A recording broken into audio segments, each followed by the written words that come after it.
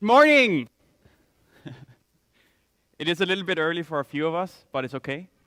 I will today, as Jaime mentioned, take you a little bit through Southeast Asia, how we see the market, and also a few tips and tricks. So for those of you not yet active in Southeast Asia, that are just, you're just online with your game, I will in the end also share a few tips that we figured out during using our A/B test.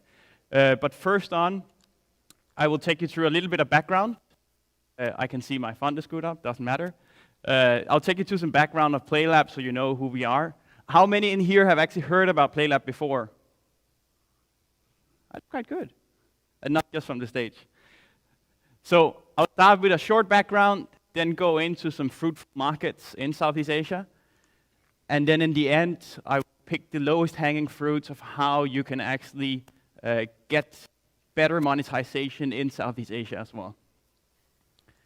So if we jump right into it, as Jaime mentioned, it all really started when we launched Juice Cubes. Juice Cubes was our third game that we launched around 3 years ago. We also distributed it to Rovio, and it became a top-grossing game in over 60 countries. It was also Rovio's top-grossing game at that time. So today, it has grossed around $18 million, which is very good, especially considering that we were 15 guys sitting in a very, very small townhouse in Bangkok when we developed the game. Juice Cubes have been a more success on Western markets, because at least a few years ago, it was mainly the Western markets that was important and the Western markets that could really monetize. In this talk, I'm going to go a little bit more into why we are shifting to Southeast Asia, what markets we have, and what we do to optimize on the lowest hanging fruits. Juice Cubes really took us up, grew the company heavily. We grew from 15 to over 100 guys that year we launched Juice Cubes.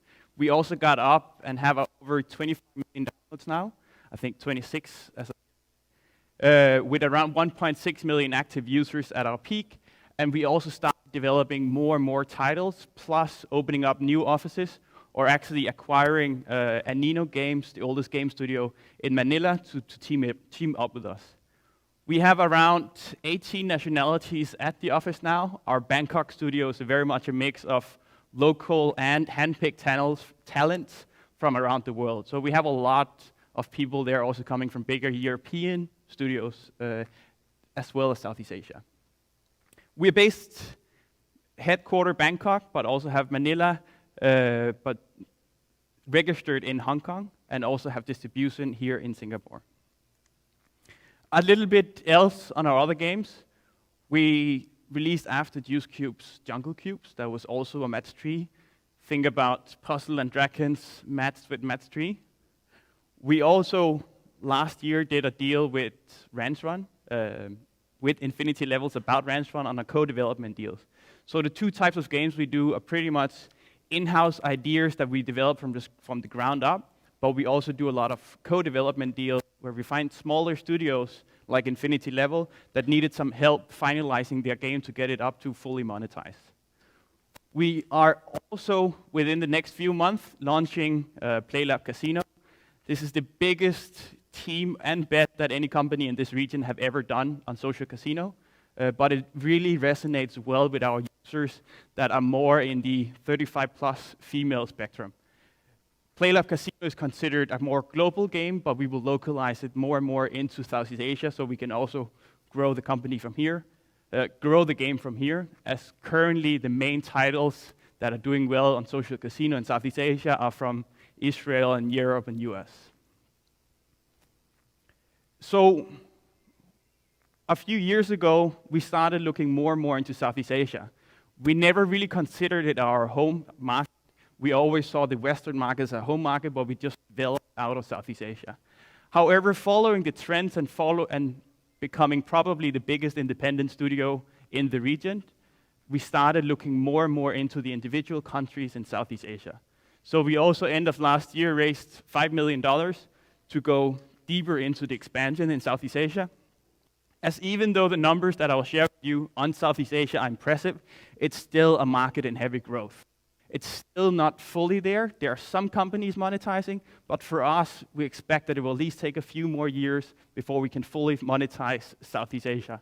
However, with our current position, if we invest into the market now, we can become a more dominant player in the market within the next few years when the markets are fully monetizing.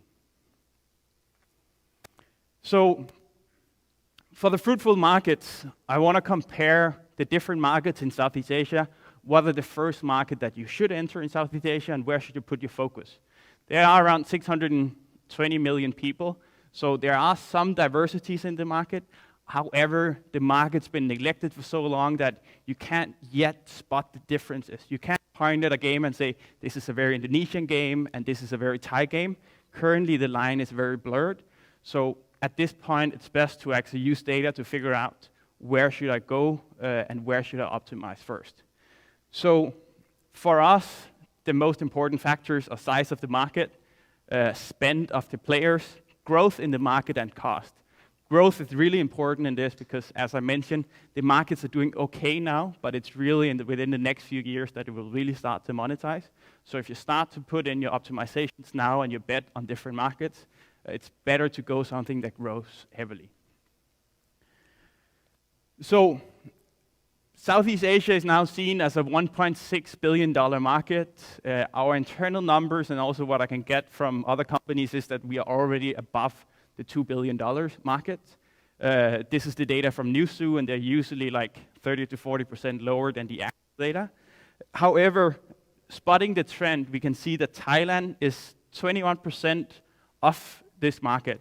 Indonesia come in second with 20%, and Malaysia coming third with 19%. So basically, between Indonesia, Malaysia, and Thailand, you would have more than half of the market. We, of course, have Singapore where we at, that has a really, 15% is very high for such a small country. But since the markets are more developed, the growth will also be slower, even though the spend is higher. Philippines and Vietnam.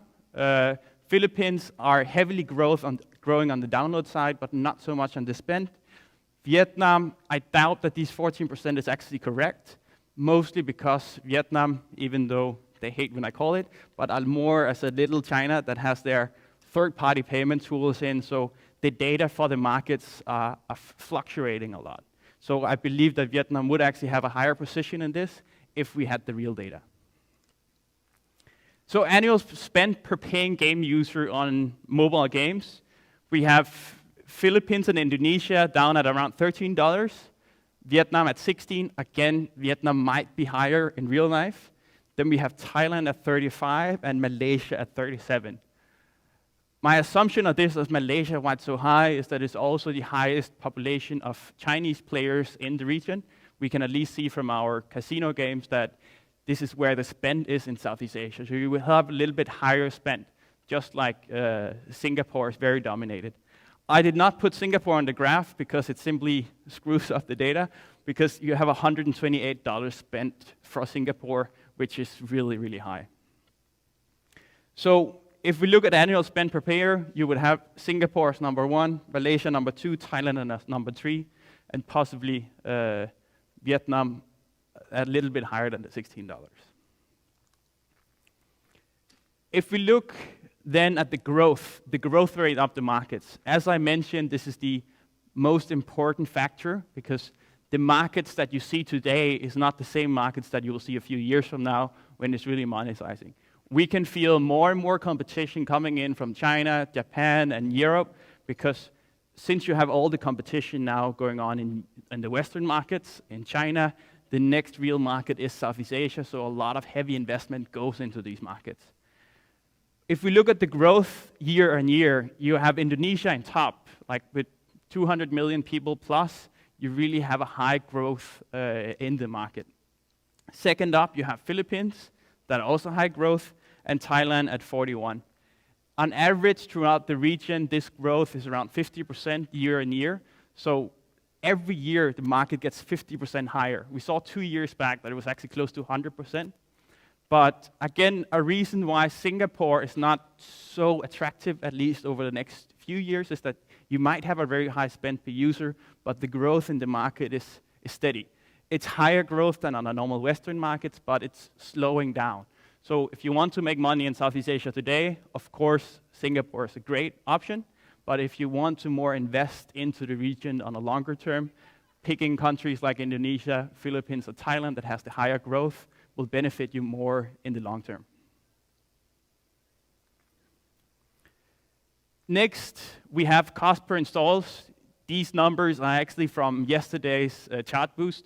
Of course, there's a lot of different networks that have different CPI prices. This is an average of all games, but Chartboost are the only one that puts them online, so they're really easy to track. You can see that Malaysia is very high on this chart, also because, as I mentioned, some of the casino players are coming into that market, meaning that you will have a higher spend. Next up is Indonesia.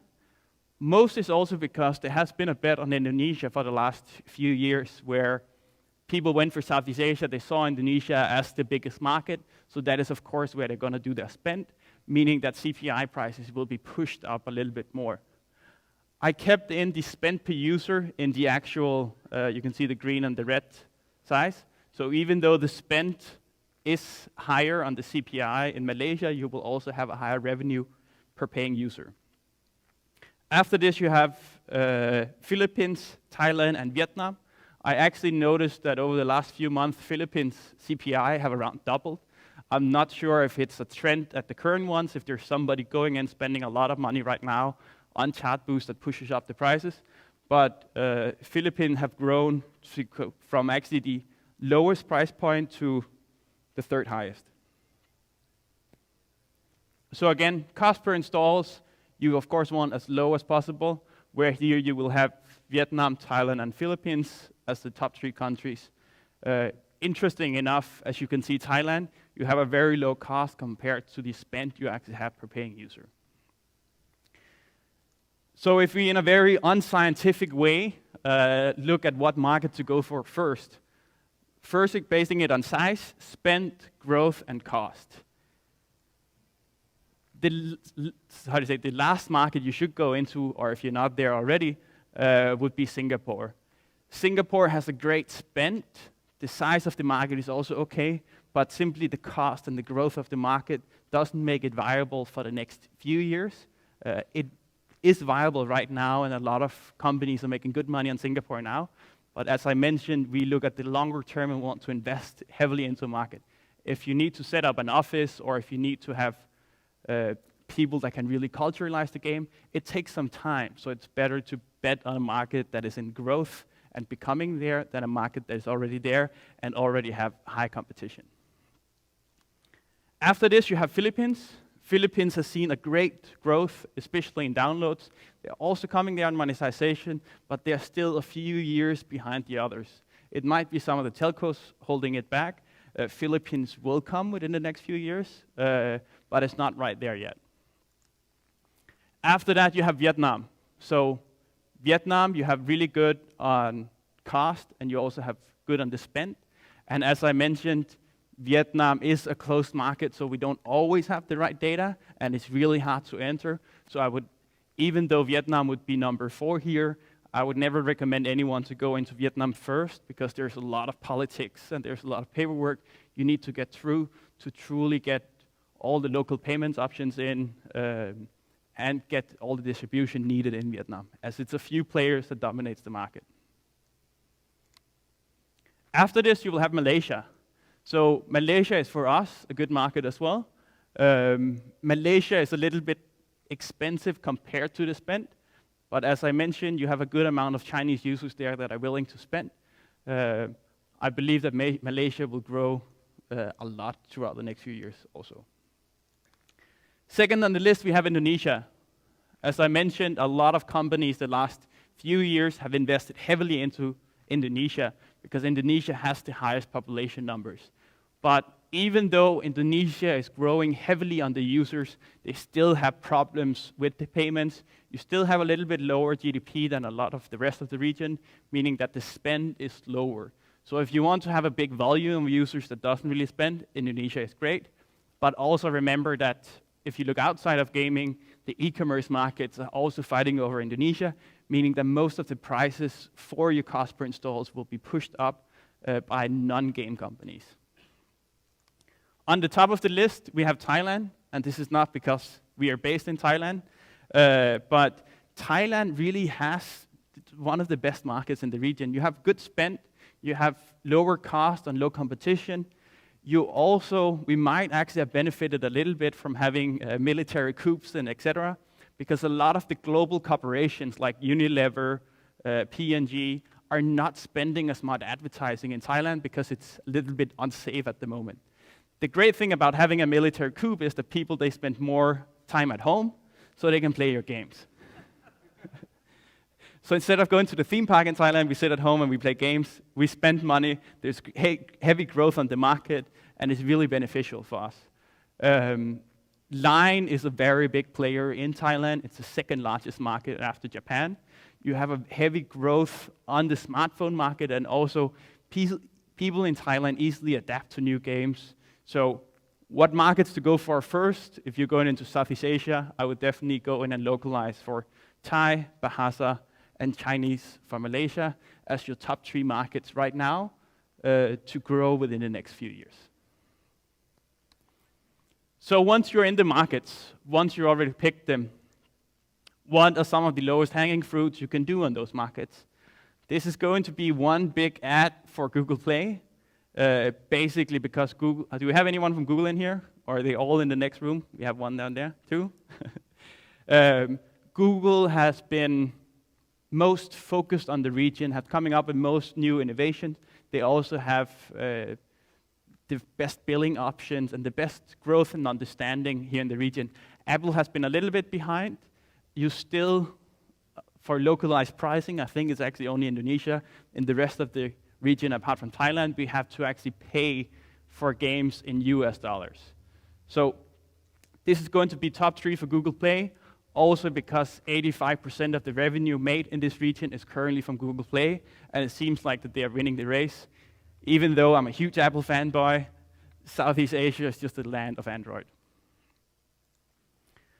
So the top 3 things you can do, the very first thing and the easiest is localized pricing. So localized pricing means that if you go into your Google Play developer console and you find the different countries, if you set your price as being $1, in Thailand, that price would be like 36 or 37 baht, meaning that it's not a very beautiful price. Anyone in marketing or knows anything about products knows that 1.99 or 9 baht is better than 10 baht. So go in and beautify your prices. You can also go in and lower the prices a little bit. So instead of this package costing, I think, $10 on our US markets, in Thailand, 200 baht is more like $6. So you can actually lower the prices a little bit.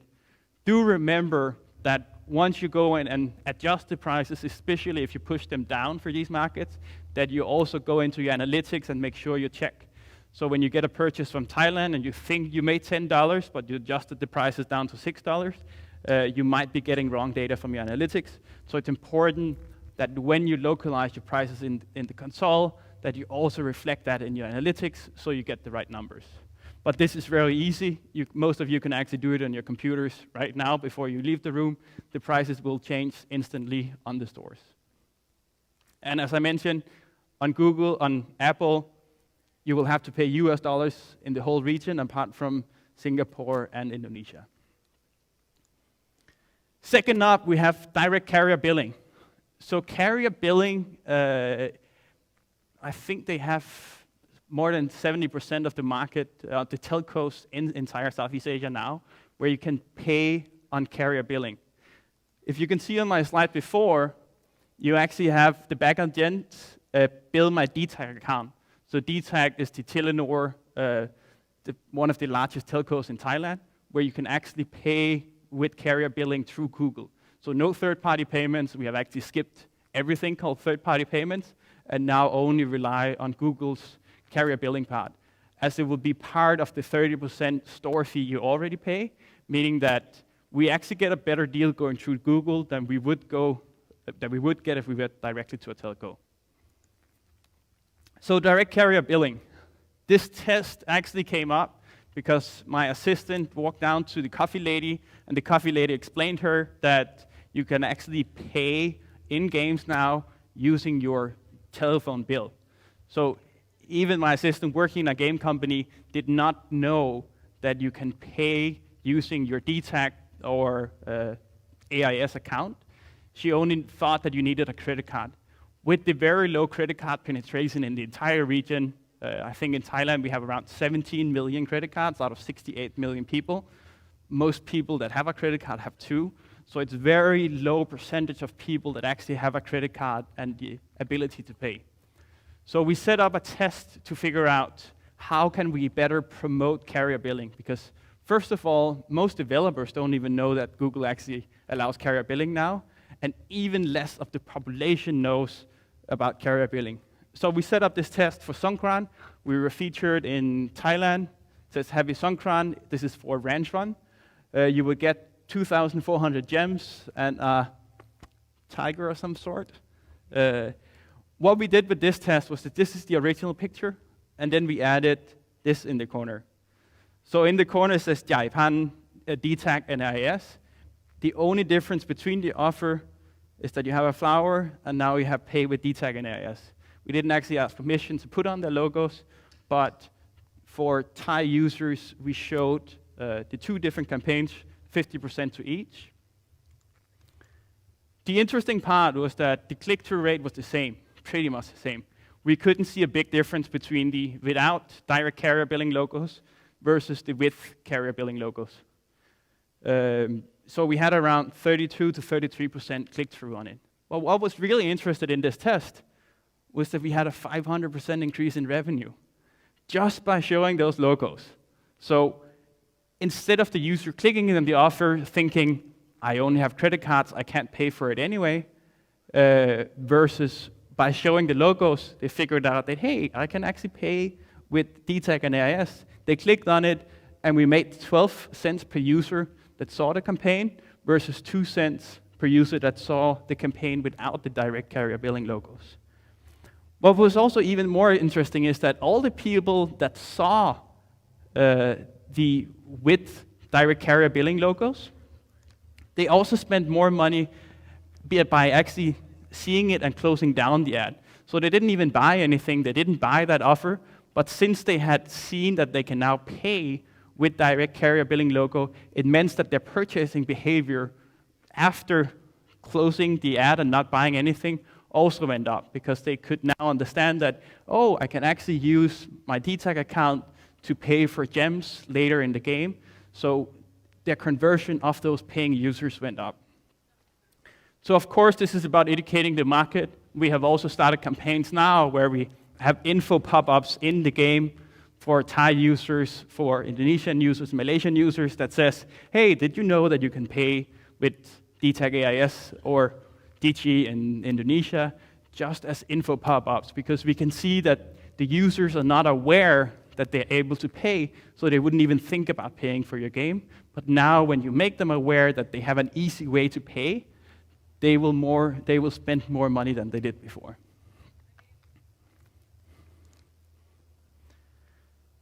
Last part of the 3 tricks are sub-dollar campaigns. So sub-dollar campaigns means that throughout Southeast Asia, you can go below $1 in pricing now. There are 2 ways to do this. There are, of course, like in this example, where you make a more beautiful price at 29 baht. It would be around 36 if you didn't have it.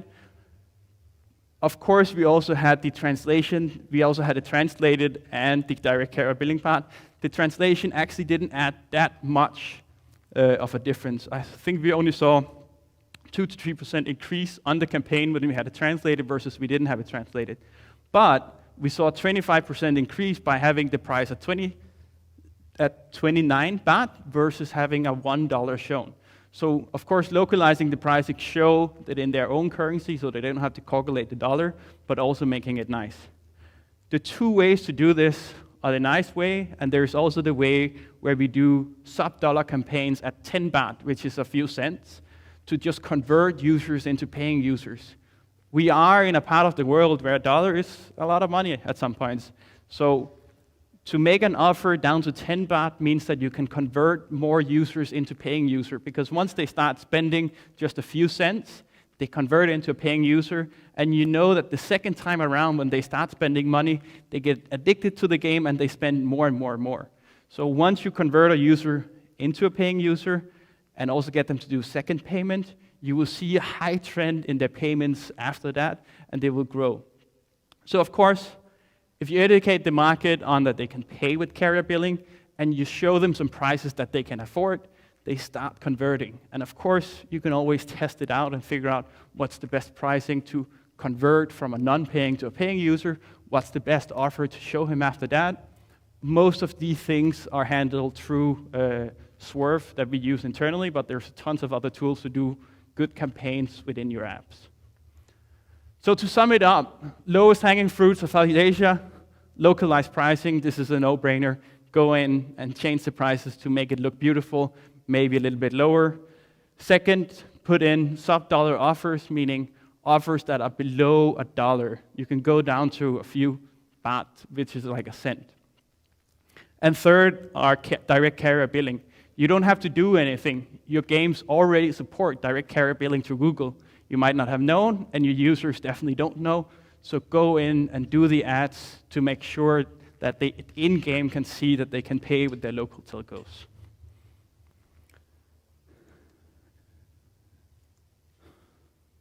To finalize it off, I also wanted to announce another game of ours. So as I mentioned at the beginning, we have our slots game that are the biggest bet in the region on actually doing slots. And we also have a new game coming out called Super Slam, Pucks Battle. So back in the 90s, you had this very famous game that was called Pucks in US. They called it Caps in Denmark, Tazos in Mexico, Mengo in Japan. But it's basically a collectible game you had.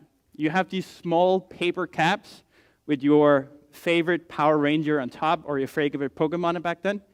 And then you have a logo on the bottom. So you go in and direct battle with your friends. I bring in my Power Ranger stack. He brings in his Pokemon stack. We put them together. And you have a slammer on top that you hit and they turn around. I'm not sure if we can play the video. It puts automatic play. But basically you slam it out. So in this game, we will have the collectibles part of you be able to collect brands and collect some of the artwork that we did. We also work with a lot of local artists to get in the right campaigns. So reason for presenting this is that we're also interested in doing IP deals. So if you have really good IP that we can get into the game in the collections, let me know. And also it will be out on the test markets within the next few months. So if you ever buy Bangkok or Manila, do let us know. We always have open doors. We also have a big play space in Bangkok that are an event space, maybe half of this size, where we do a lot of local events. We have Unity there to speak a few times. We also have a Facebook event in town to actually do local developer presentations where we bring in all the local developers to the city. Otherwise, give me a mail or write to me on Twitter or any social media. Thank you very much. Hi, thank you so much for the presentation. I actually stuck at 154 level at Juicy Group. But anyway, did you spend money yet? Say again? Did you spend money yet? Some they do. Yeah, but I'm not a big whales. Okay. Yeah. Anyway, in the original of your slide, I see that you guys not only have a social puzzle game, but also you are going to like step in the casino games. Can you tell us more about your strategy? How do you see the potential in Southeast Asia? And do you see there's a potential to cross-promote the users from puzzle to casino? Yeah. So the reason of us actually doing the biggest bet in the region on social casino is that if you look at the top grossing for both Apple and Google over the last few years, you have King and Supercell, and the only new titles that have actually come in are social casino games. So you have a growing audience that are spending more and more money on these casino games. We at Playlab also had a lot of users playing, for example, Juice Cubes, and that audience is 35 plus female. Funny enough, it's the same audience playing the social casino games. So of course, in a social casino game, we will not be able to get 25 million downloads as we did on a more social puzzle game, but we can actually convert the users in. So we also, in the casino game, have our own IP, such as Juice Cubes and Jungle Cubes, so you can actually play Juice Cube slots in it. For the region, we have also seen the same growth as you've seen on Western markets happening in the region. We will, of course, look into a little bit more localized casino games as well, but as I mentioned, Malaysia is a huge market for casino these days, mainly because of the Chinese population there. We believe that by localizing these games and by making more local casino-type games, that we can get the monetizing users in. So main strategy is make games like Super Slam that are more organic hit games, to Juice Cubes that are social hit games, and then funnel those users into more monetizing games like a casino, where in many cases you can make more than $50 per user, versus Juice Cubes where we can make a few dollars per user. Does that answer?